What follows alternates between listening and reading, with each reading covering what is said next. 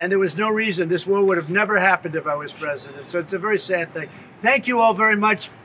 I love Tesla. Thank you, sir. But very importantly, and I said it, Ukraine, ceasefire. Ukraine, ceasefire. Just agreed to a little while ago. Now we have to go to Russia, and hopefully President Putin will agree to that also, and we can get this show on the road. We can get this horrible war where 2,000-3,000 soldiers a week, every week, 2,000, 3,000, 4,000 sometimes. I get the reports, and they're not American soldiers. They're Ukrainian and they're Russian.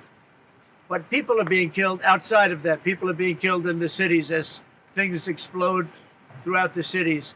And we want to get that war over with. So I think it's a very big, I think it's a big difference between the last visit you saw at the Oval Office and this. So that's a total ceasefire. Ukraine has agreed to it, and hopefully Russia will agree to it.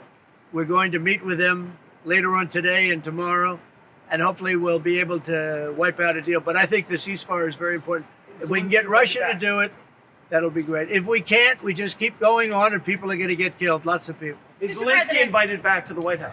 Sure, absolutely. Mr. President, will you talk to Vladimir Putin about this ceasefire deal? Do you think you need to have a conversation with him to get the Russians to agree? I'll talk to Vladimir Putin, yeah. When will you talk to him? Look, that's the other, it takes two to tango, as they say, right?